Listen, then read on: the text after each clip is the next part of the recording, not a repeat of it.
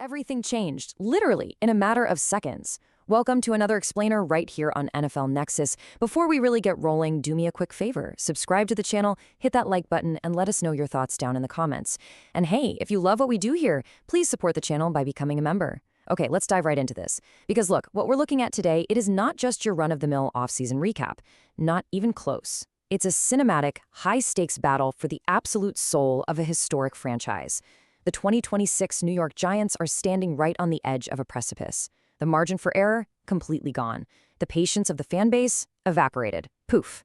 Every single decision made up in that front office, every dollar spent against the salary cap, and every single grueling rep taken on the practice field this summer carries the immense weight of a franchise that is just desperate to claw its way back to relevance.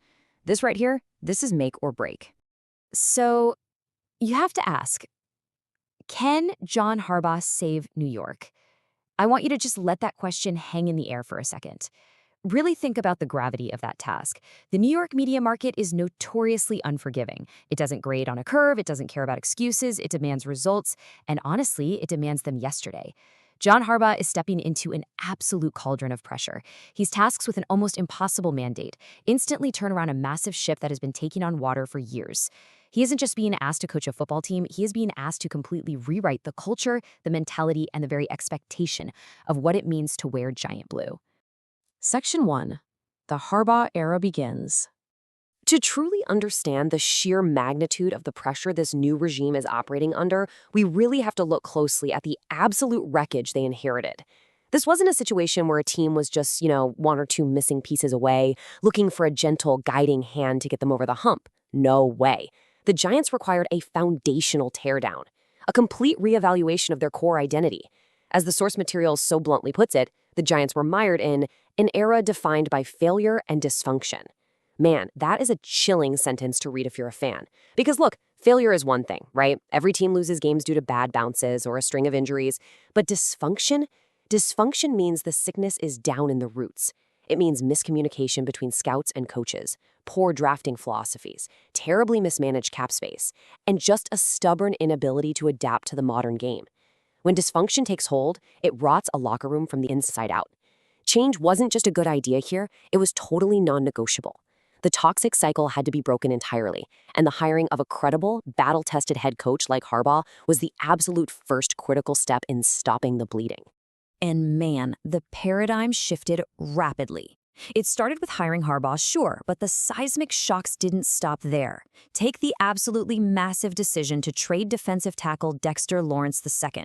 When your foundational, franchise cornerstone player actually requests a trade, it forces your hand in the most uncomfortable way possible.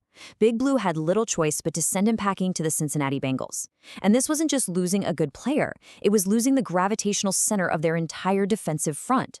It instantly created a glaring, massive void right in the middle of their defense that opposing offenses are going to be eager to exploit. And simultaneously, the front office had to completely rebuild the linebacker room. This was a non-negotiable directive given just how appallingly poor the team's run defense had become. I mean, when linebackers can't scrape, fill gaps, or tackle in space, a defense just bleeds yardage. 3 massive, foundation-shaking moves, all happening before a single snap of football has even been played in 2026. Section 2. Unlocking the Giants' offense. Welcome to the offensive side of the equation, where the Giants have made their most expensive and perhaps their most crucial gamble of the entire offseason. Now, the defense has its issues, sure, but in the modern NFL, if you cannot score, you simply cannot survive, period. And the Giants knew they had a critical, franchise-altering decision to make at the tight end position. Theo Johnson had posted another, let's say, uneven campaign. The offense was stagnant, so what did they do? They went out and made a massive statement. $40 million. Let that huge dollar figure linger in your mind for a second. In a league bounded by a strict salary cap, money is the ultimate indicator of belief. It tells you exactly who a franchise is trusting with their future. Despite a lot of debate among fans about spending big at this specific spot, the Giants handed a 3-year, $40 million contract, with $20.5 million of it fully guaranteed, to former Baltimore Ravens tight end Isaiah Likely. Guys, that is not depth money. That is not, hey, come compete for starting job and training camp money. That is the absolute premium cost of a primary, franchise-altering weapon. And the evolution of Isaiah Likely is staggering to look at. In Baltimore, he was a dynamic athlete, yes. He racked up a super impressive 135 catches, 1,568 yards, and 15 touchdowns across 63 games. Those are fantastic numbers that prove his raw capability. But let's be real, he was a luxury there. He was living in the giant shadow of superstar Mark Andrews. Opposing defenses rarely, if ever, made likely their primary focal point during the week of game planning. Now, in New York, the dynamic flips entirely. He is the primary $40 million focal point. He is no longer the secondary option catching defenses off guard while they double Andrews. He is the man tasked with saving second-year quarterback Jackson Dart. He will be bracketed, he's going to face top-tier coverage linebackers, and he will be expected to produce regardless of who is draped all over him. The psychological pressure has multiplied exponentially here. Harbaugh and the Giants absolutely, positively cannot afford to be wrong on this one. So you're probably asking, why likely? Why him and why right now? Well, let's break down these specific granular analytics from Pro Football Focus, because they reveal the exact mechanical flaw in the Giants' offense. Jackson Dart struggled mightily on deep throws last year, specifically on boundary routes, and honestly, those struggles continued right into this year's spring workouts. When a quarterback can't hit the outside vertical routes, what happens? The defense compresses. They just squat on the short passing game. Dart desperately needs a player who can operate in the chaotic middle of the field and stretch the seams. Enter Isaiah Likely's 2025 deep threat arsenal. Just look at this. On passes thrown 10 to 19 yards, the intermediate seam, which is arguably the most dangerous area of a football field, Likely caught 5 of 7 targets for 104 yards and a touchdown. It requires a really tough tight end who isn't afraid of a closing safety to operate right there. On long-distance bombs of 20-plus yards, he maximized his limited opportunities, going 2 for 3 for 56 yards. He forces high safeties to actually respect his speed. The Giants are betting $40 million that with increased volume, Likely will replicate these exact metrics, force safeties backward, unbox the run game, and become the vital difference maker Dart so desperately needs. But here is the agonizing reality that makes Likely's immediate production so incredibly vital. Malik Neighbors is still not 100%. He is still recovering from that devastating season-ending knee injury suffered last September. With their premier wide receiver compromised, defenses won't have to dedicate double teams to the perimeter. They can focus entirely on suffocating the middle of the field. The entire weight of the passing game early in the 2026 campaign rests squarely on the shoulders of Isaiah Likely. He must prove he can be a consistent top 3 option immediately, beating double coverage and bracket schemes, or else this offense will be disjointed, dysfunctional, and right back to the drawing board next offseason. The stakes for this tight end literally could not possibly be higher. Section 3. The defensive missing link. Let's pivot back to the trenches, because while the offense places its hopes on a $40 million tight end, the defense, spearheaded by coordinator Jannard Wilson, is facing a truly terrifying reality. They have immense talent on the edges, sure, but a massive, gaping void in the middle threatens to derail the entire unit before the season even kicks off. I said it at the beginning of this explainer, and I am going to say it again. Everything changed when Dexter Lawrence left.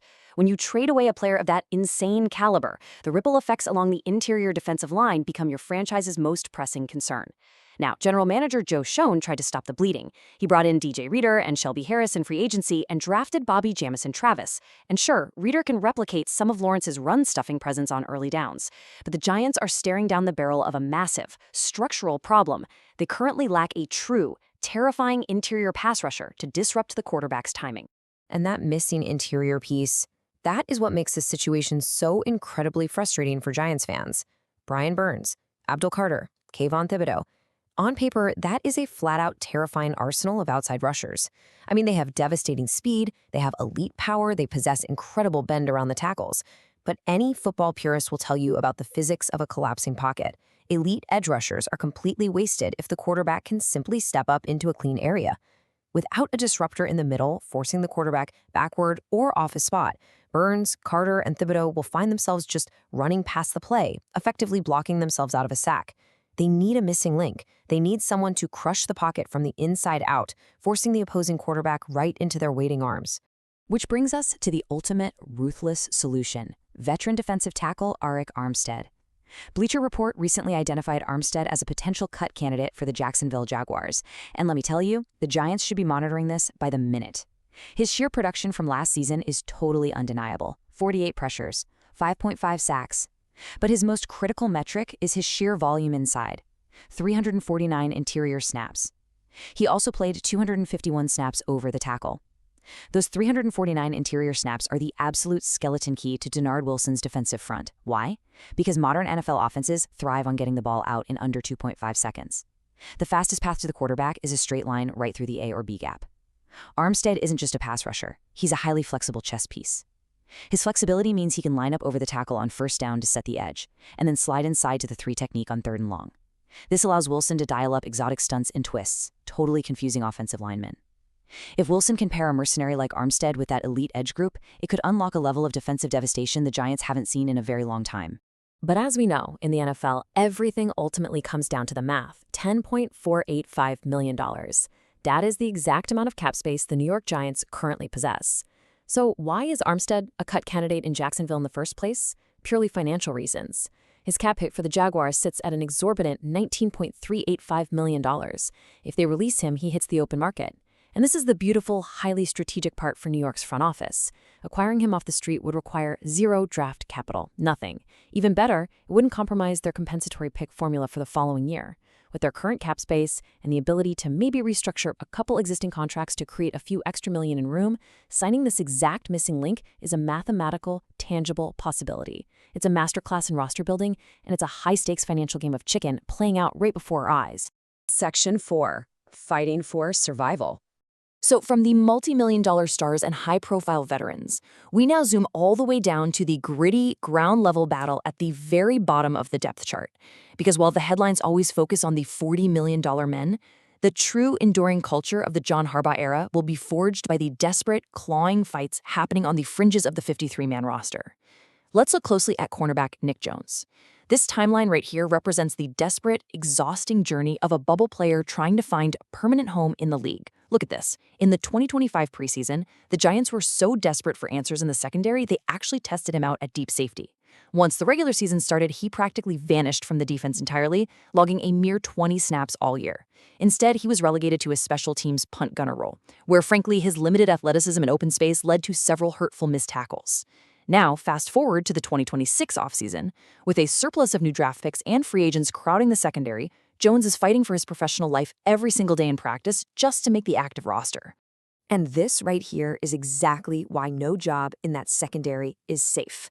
Last season, opposing offenses averaged a staggering 7.8 yards per play when targeting slot receivers against the Giants. 7.8 yards. That tied for the 13th worst mark in the entire National Football League.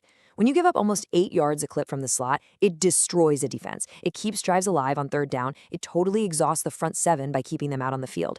And it allows the opposing play caller to entirely dictate the tempo of the game. The Giants secondary as a unit underperformed consistently, completely unable to play tight coverage without committing backbreaking pass interference penalties. It was a defensive failure of epic proportions. When a unit performs that poorly, the new coaching staff comes in with a scythe. Nobody gets the benefit of the doubt. Past draft pedigree means absolutely nothing anymore. Which brings us to the coldest, most unforgiving number in all of professional sports. $0. $0. The Giants re-signed Nick Jones to a 1-year contract for $1,075,000. Now, that looks like a great opportunity on paper, right? But there is absolutely zero guaranteed money attached to it. What does that actually mean in ruthless NFL terms? It means Jones can be cut tomorrow morning, and he leaves without a single trace of dead cap penalty for the franchise. Zero. There's no financial safety net holding him to this team. His contract is essentially written in pencil. The psychological pressure of playing for zero guaranteed dollars is immense. Every single missed assignment, every dropped interception in practice could be the mistake that ends his career. If he doesn't perform to Harbaugh's exact, relentless standard, he'll be erased without a second thought. So how does a player with zero financial leverage survive in this intense new regime? By meeting these brutal, unforgiving criteria. First, he has to solidify himself as a top 2 nickel cornerback behind expected starter Drew Phillips. If he can't lock down the slot in sub-packages, he's instantly on the bubble. Second, he must prove extreme, undeniable versatility. He has to show he can line up at outside cornerback, where he actually played in college, or even transition to a box safety role, without being a liability. And guys, the box safety is arguably the most complex assignment in a modern NFL defense. It requires the run-stopping physicality of a linebacker paired with the hip fluidity of a cornerback, because modern offenses use pre-snap motion constantly to create mismatches. He must prove he can rotate down into the box, take on a massive pulling guard, and then turn and carry a vertical route up the seam. And finally, he must clean up his tackling in open space and become an absolutely irreplaceable special teams gunner. It is a monumental task. offer elite quality snaps at multiple complex positions, or pack your bags. That is the harsh, cold reality of the NFL. Section 5. The Ultimate Master Plan.